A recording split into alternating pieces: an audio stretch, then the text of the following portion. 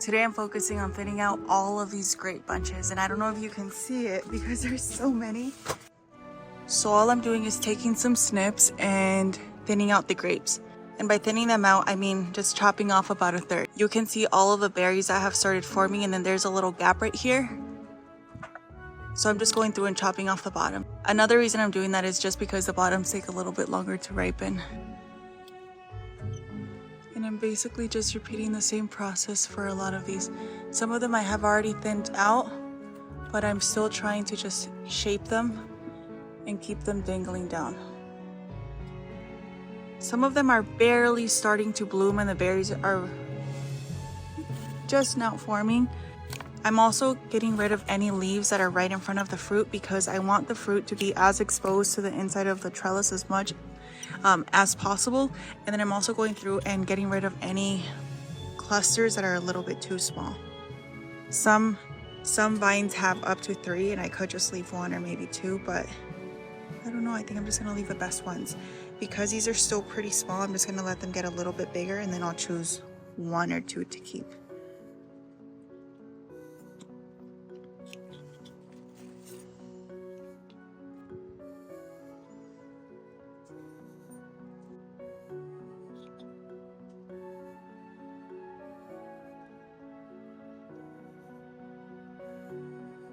As I thin them, I also just try and make sure that all the clusters are on the inside of the trellis. And if they have any portions that are a little bit more wonky, I just thin those out as well. I know it's going to hurt to see some of these go, but it's important to get the best fruit possible. Trust me, I didn't do it last year and I deeply regretted it.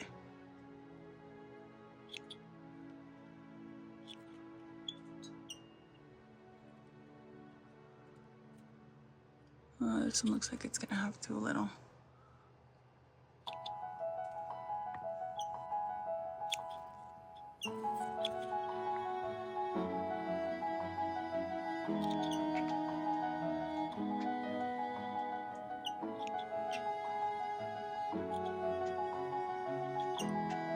Just try to shape the clusters as I work over here.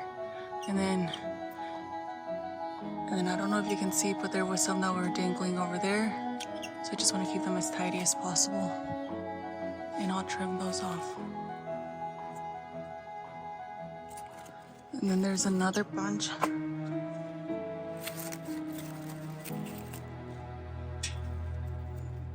There's a bunch. Oh, okay. There's a bunch dangling right here. And I think these would actually look better if they dangled through here.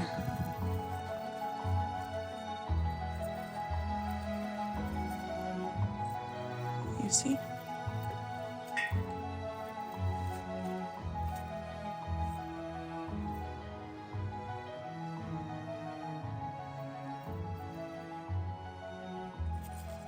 And then these two.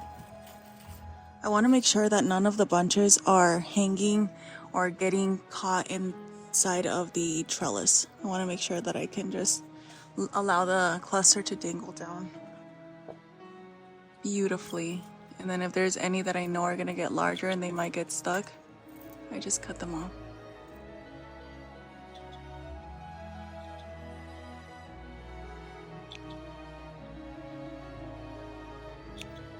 Okay.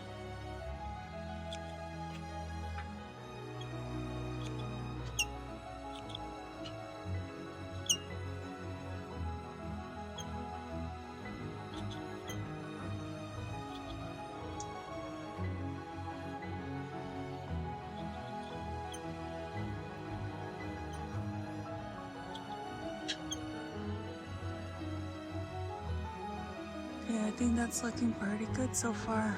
Oh look, here's another good one.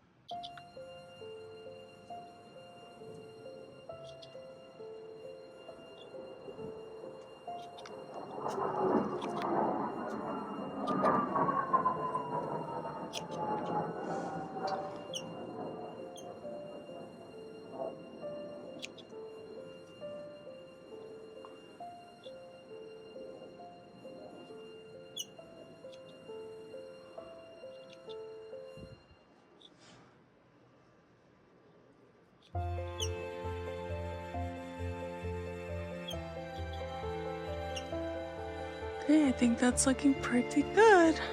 One thing I've mentioned in the past is that if there's any grape bunches that are a little bit too high up, I usually remove them unless they're huge like this one, in which case I just bring them down onto the inside of the trellis and then I go ahead and prune them like the other ones.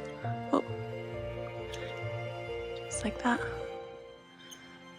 I don't want too many peeking up into the top of the trellis because of the birds. If they see the ones on the outside, they're gonna know that the rest of them are here, and they're definitely gonna be out here eating them every single day like they were last year.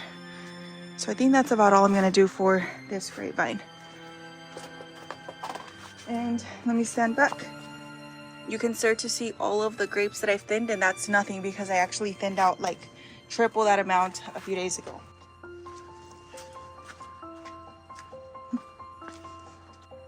And now look at the effect it gives. I don't know if it's kind of hard to see on camera, but on the inside portion of the trellis, we're gonna see all of the grape bunches dangling down. And because that variety is reddish purple, they're gonna stand out against the green foliage very, very beautifully. As for the Thompson's seedless grapes, I'm not gonna thin these out yet just because they woke up a little bit later, which means that they're also blooming a little bit later. And I want to give the berries some time to begin forming before I come in and thin them out. So that's what they look like so far. Look at these clusters. These clusters are definitely a lot longer, which means it's probably gonna pain me more to thin them out. But we'll get to that in the next few weeks or so. 4 days later. I already thinned out like a third of the fruit cluster, and now I'm going back in again and I'm thinning them even more. I'm just getting rid of any of the super small ones.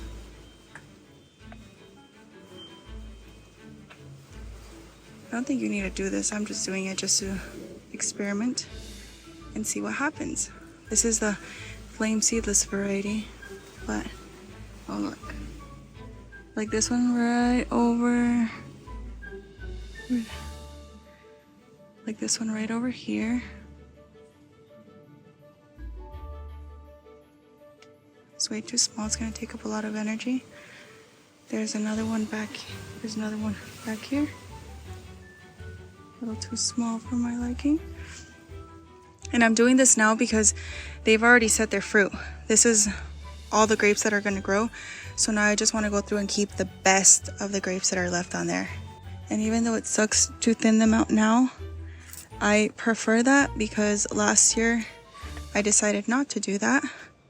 And then I was left trying to wash, clean, and store thousands of teeny tiny little grapes. So this year, I'm doing everything in my power to get the best harvest possible. Right here.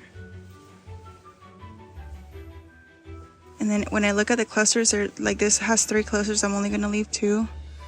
And I think these other 2 are spaced better. So I'm just gonna cut those off. Same thing right here. There's a little cluster of like 3. I'm gonna cut off the one at the very end. I am genuinely just going through and just trying to shape these grapes however I think they'll look the best. Because I already started on the other ones, it's a little bit harder to tell. But with these, can you see how there's different sizes? Up here, we have some smaller ones, so I'm actually just gonna get rid of that. On this little cluster,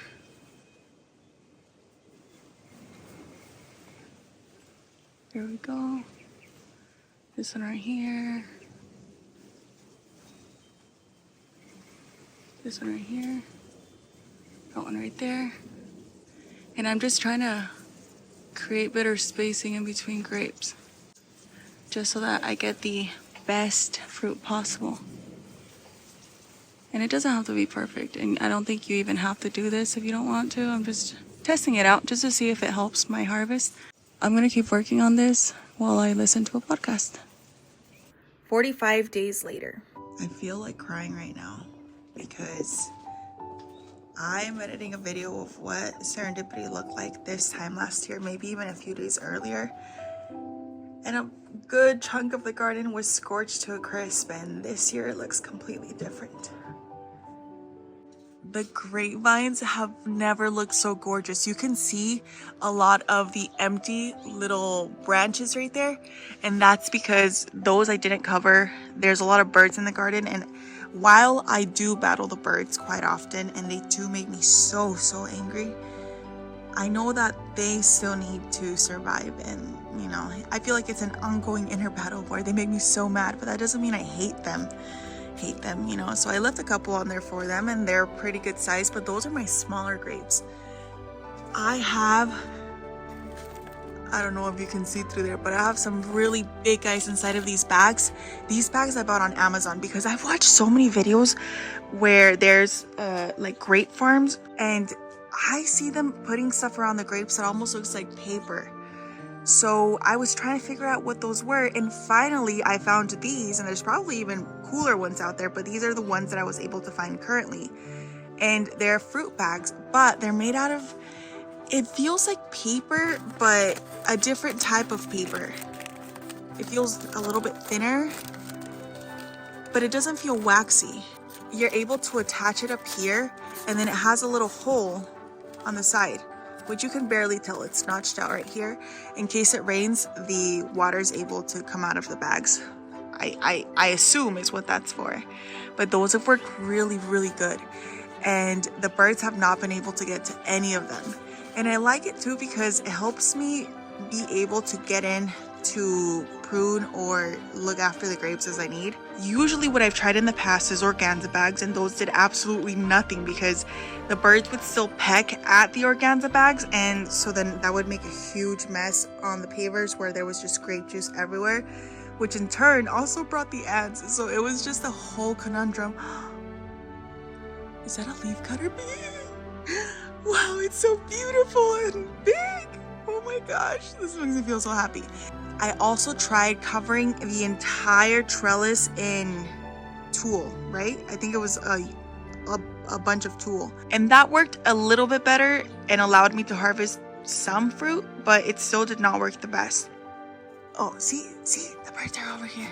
I'm telling you, they're constantly here eating my stuff. Every single time I tried something new to protect my grapes, I got a little bit closer and I was able to hold the birds off just a little bit longer, but eventually they always found their way into the grapes. And thankfully, because I have the shade cloth set up over the entire garden and on some of the sides, it's helped me keep some birds out, but not all of the birds. There's some birds that I feel like they just know about serendipity. And so they come out here and they know exactly where to go, where all the best stuff is. Maybe they're the birds from last year and I just can't fool them or something. And this year it has worked by far the best. And the good thing about those, look, you see what I mean? It's gonna seal a grape and then it's gonna fly off. Let's see. Did it get one? No? I'm telling you, these birds are not scared of me. Okay, anywho, oh my gosh. Oh, he said, not in my garden. And I'm not too worried right now because the cats are inside, so. Now that I've tried these bags, I love them. However, I do have to let you know that it has not rained here in the low desert. Every single year, there's been less and less rain. So this year, we have had absolutely no rain. There was one day where it was supposed to just sprinkle out of nowhere. Absolutely no rain. It was just a little bit cloudy. So I don't know how the bags would hold up once they got wet. They're supposed to be made to withstand the elements pretty good, but keep in mind that they are paper bags. So, I mean, maybe I should just get the hose and hose them down, but no, because what if that ruins them? I'm gonna have to go back in and re-add them. And I picked up a few sizes. This one, which is, I don't think it says the number on the back, but it has the pears on it. And this is size 88, and it has, I think these are mangoes on it. I'm gonna link these because it took me a while to be able to find them, and I don't think there's many sellers that I know of, but they work so good. Anything inside of the bags is completely protected, and they should be ready soon. We recently tried some, and they were so yummy, but they weren't fully red yet. So I think just a few more weeks, but look at them. All of my bunches are in there perfectly, and the birds aren't able to get to them at all, which I love.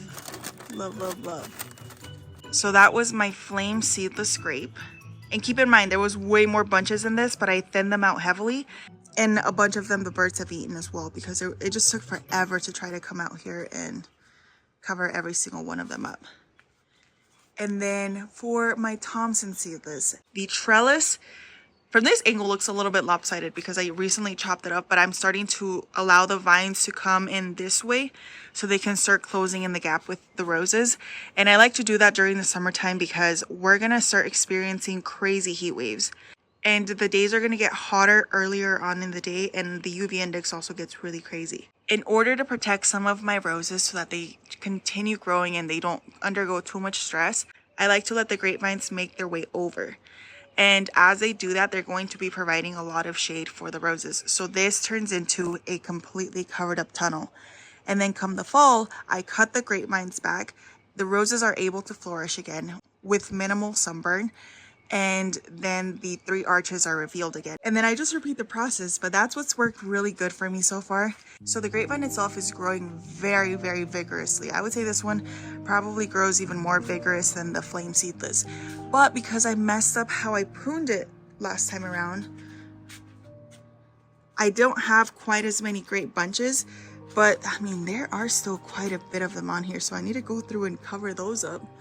I covered up a couple of them, but a part of me was also waiting to do it on camera. But you know what I am noticing on some of them is what looks like a little bit of powder. Oh, but it just rubs right off. Maybe it's the grape's way of protecting itself against the sun or something.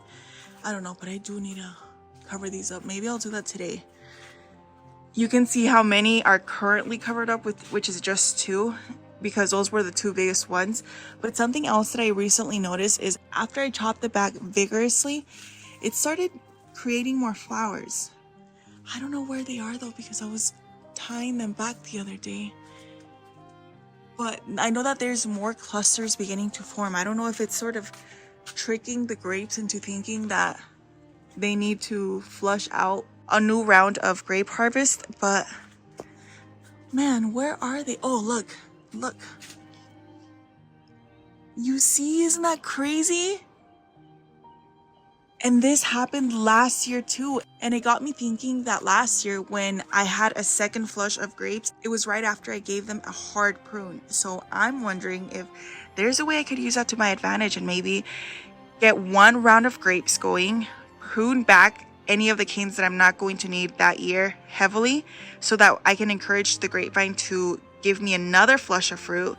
And then those grapes can ripen a little bit later on in the season so that I get 2 sets of grape harvest. Does that make sense? I don't even know if that would work, but it's worth a try, I feel like. The same thing was happening over here, but I think it's just harder to see on these for some reason. It's always been that way. But I know for a fact that I saw. You see grapes? Yeah. Wow. Look, I found one of the clusters. Right there. You see? I'm telling you, it works. You know, the first year that I did this and noticed a second flush of grapes coming in, I thought I was going crazy because every time I tried looking up online whether a grapevine could produce 2 times in a year, I didn't find anything. And the second flush from last year, we were able to harvest and they actually came out bigger than the first flush. The only thing is that I did the pruning way later on in the season, so the grapes changed color and everything. They were such a deep, vibrant purple. Yeah. You see those grapes? The grapes were a very deep, rich color, but the flavor hadn't fully developed yet, even though they were big. And I don't know if that was due to the weather. So this time around, because I did it earlier, I wonder if that'll give a better production of the grapes. 7 days later. Good morning. It's been raining the last few days, which is so nice. The last 2 days really is when it's been raining. So I came out here to look at the grapes to see how the backs have held up. That way I can show you guys, because without rain, they were doing fantastic. But now that it's rain, I just wanted to see how the little opening allowed things to drip or not. First off, you can see the difference between the grapes that weren't covered. I left those for the birds so they could feast on them and hopefully leave everything else alone. And then the bags look so good. It's like they're made out of a paper, but it's not just paper. I mean, it looks kind of flat right here, but once in a while, in certain lighting, it has a teeny tiny bit of a sheen. Let me get my pruner so we can harvest the grapes, but so far, the vines, the tendrils, are getting a little bit crazy. Spider web. Oh my god, everything makes me feel so jumpy. I looked up what the name of those types of birds are, the ones that have the little feather on the head, and they're quail. So what Levi hunted the other time was a quail, and I still haven't been able to find it. Anywho, let's try one of these grape bunches. Should I do this one? I think I'm gonna do this one.